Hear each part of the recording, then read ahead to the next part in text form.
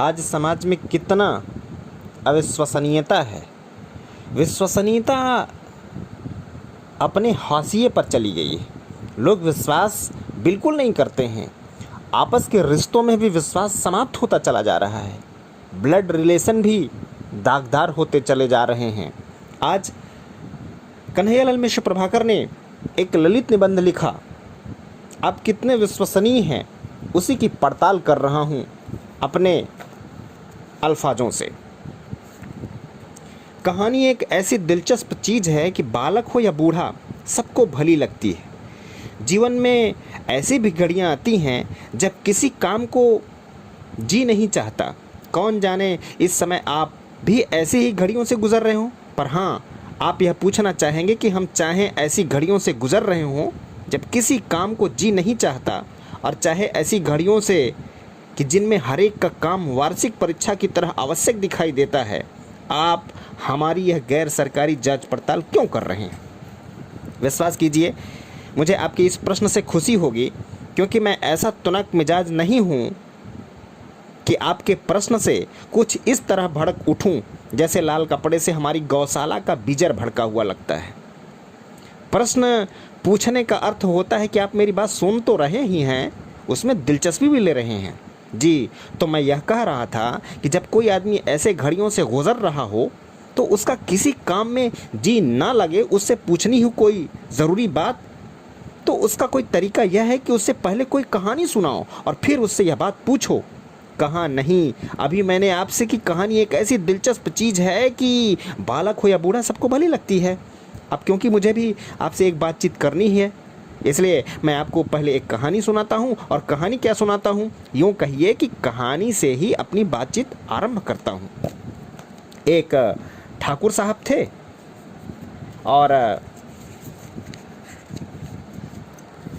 देहात के खाती पीते चौधरी। घोड़ा रखने का उन्हें शौक था, और घोड़ा भी ऐसा कि उसके जोड़ का गांव जवाड़ में न निकले। सचमुच उनके घोड़े की धूम थी। लोग उसके बारे में हुई अनहुई बातें कहा करते थे। यह बात तो आंखें देखी सी कही जाती है कि ठाकुर साहब उस पर पानी भरा कटोरा हाथ पर धरे बैठे जाते थे और ऐसी दुलकी नापता है कि हवा हो जाता है, पर कटोरे का पानी नहीं छलकता। एक दिन ठाकुर साहब अपने इसी घोड़े पर चले जा रहे थे कि एक लंगड़ाता दीनहीन साधु उन्हें रास्ते में बैठा मिला। ठाकुर साहब को देखकर उसने कहा, मुझे अगले चौराहे तक अपने घोड़े पर बैठा लीजिए, वहाँ मुझे कोई आती जाती सवारी मिल जाएगी, नहीं तो यहीं पड़ा पड़ा मैं रात में मर जाऊँगा। ठाकुर साहब को दया आ गई और वे घोड़े की पीठ से नीचे उतर आए। सहारा देकर उसने बूढ़े को घोड़े पर बिठाया। पर यह क्या, उन्होंने आश्चर्य से देखा कि वह मरता जीता बूढ़ा घोड़े पर बैठते ही तगड़ा नौजवान हो गया और ठाकुर साहब को झटका दे घोड़ा ले उड़ा। यह जा वह जा, अरे दूर। उड़ते उड़ते उसने कहा, मैं आपका दोस्त विक्रम डाकू हूँ ठाकुर साहब, आपके घोड़े पर बहुत दिनों से मेरी निगाह थी। ठाकुर साहब ने जोर से पुकार कर कहा, विक्रम, मैं राजपूत हूँ और राजपूत अपनी जान दे देता है पर अपनी बात से हटता नहीं। मैं कह रहा हूँ कि घोड़ा तेरा हो चुका, पर मेरी एक बात सुनता जा। रास के इशारे पर घोड़ा खत्म हो गया।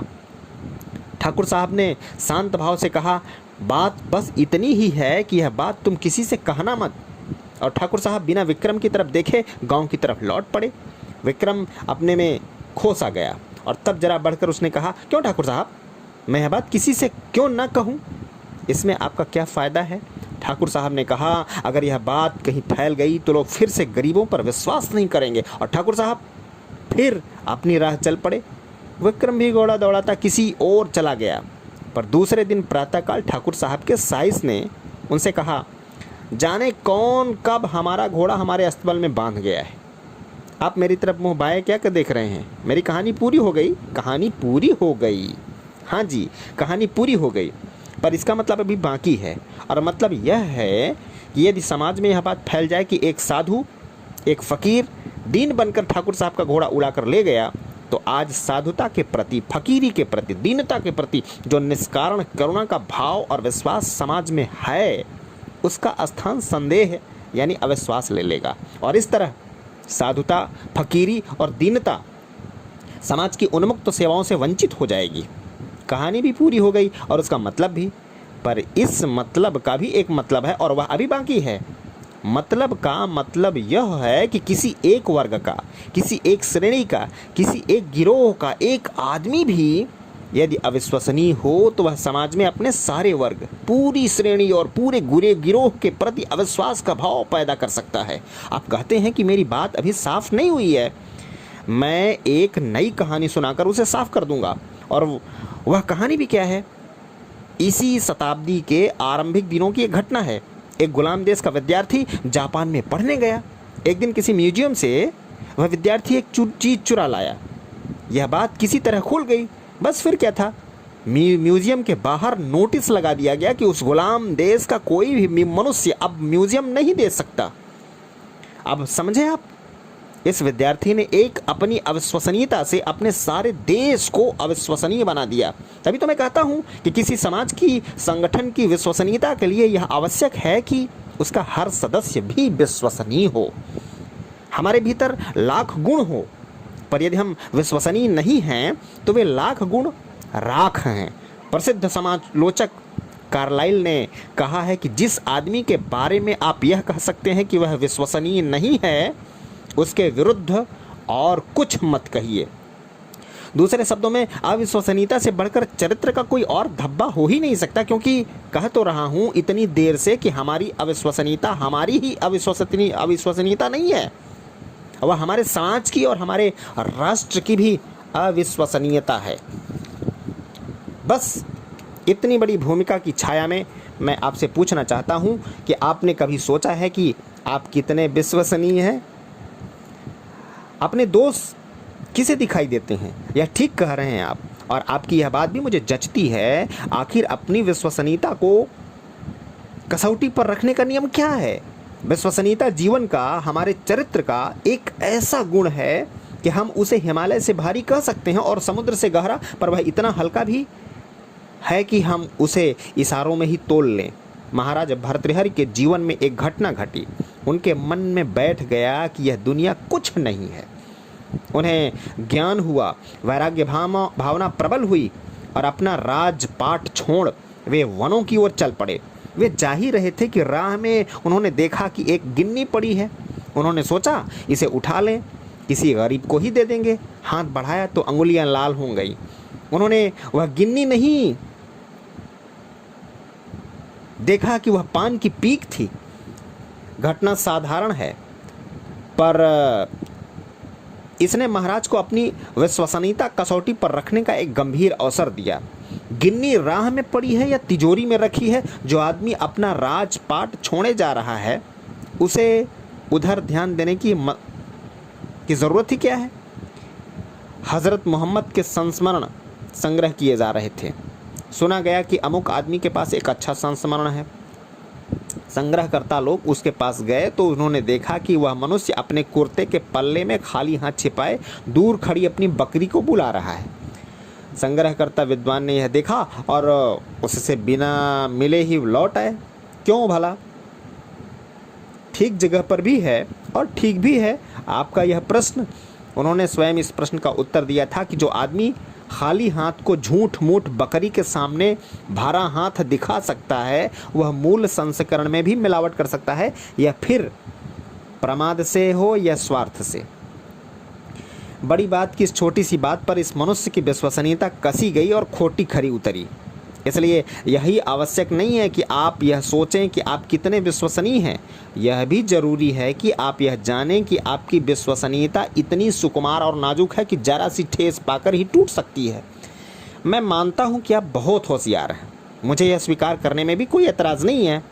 आप अपने विषय के पंडित हैं, पर धीरे से सुनिए।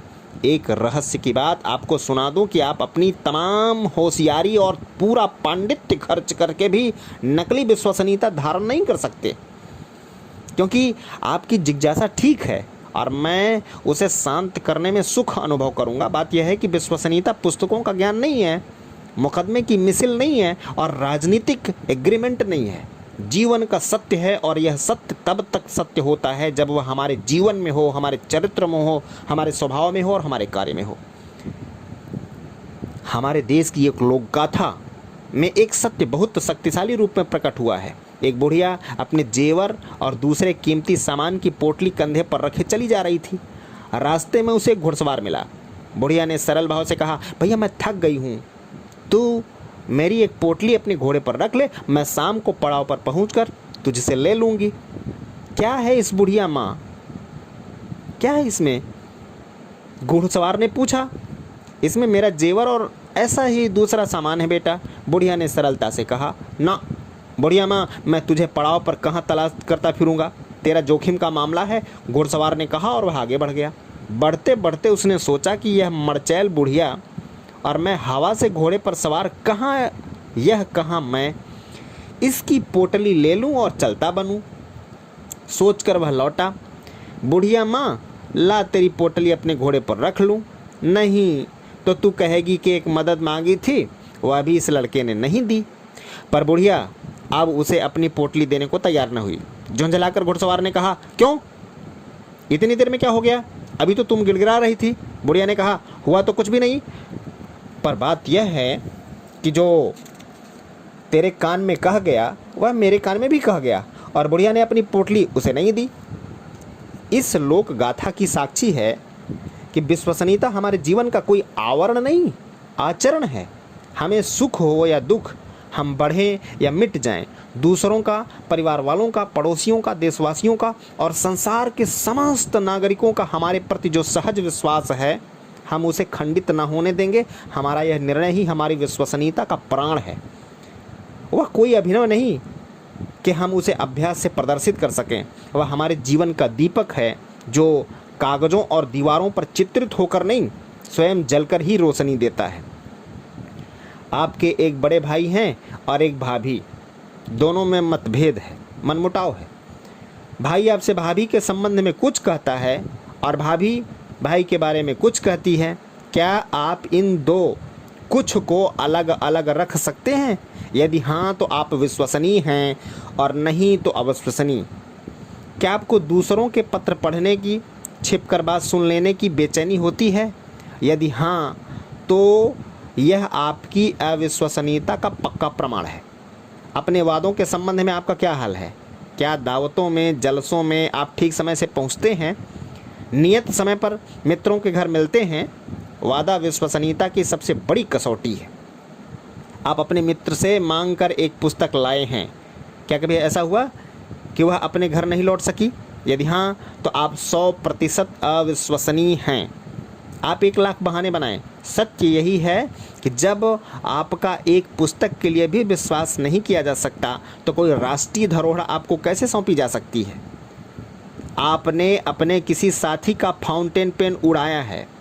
आपकी राय में यह मामूली बात है, पर सच यह है कि जो आदमी फाउंटेन पेन चुरा सकता है वह कोहनूर को कैसे छोड़ देगा?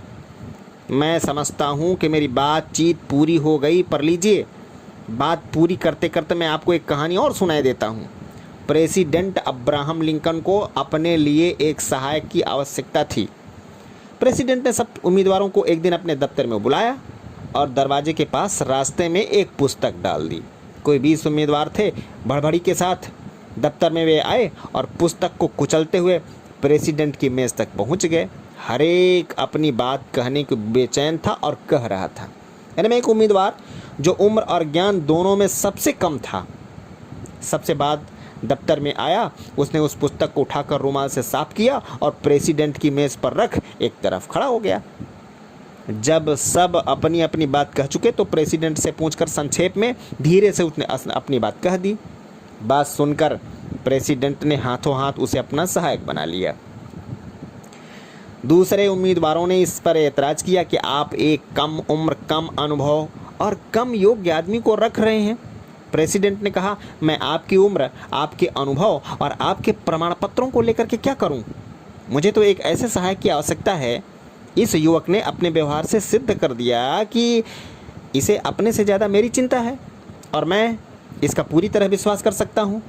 विश्वास दिलाया नहीं जाता, उत्पन्न किया जाता है। वह कसमों से उत्पन्न नहीं होता, आचरण और व्यवहार से पनपता है। विश्वसनीय होना भी विश्वास दिलाने की सबसे बड़ी तरकीब है। सच है, ये सबसे बड़ी तरकीब है। विश्वसनीय होना ही विश्वास दिलाने की सबसे बड़ी तरकीब है। जय हिंद, जय भारत।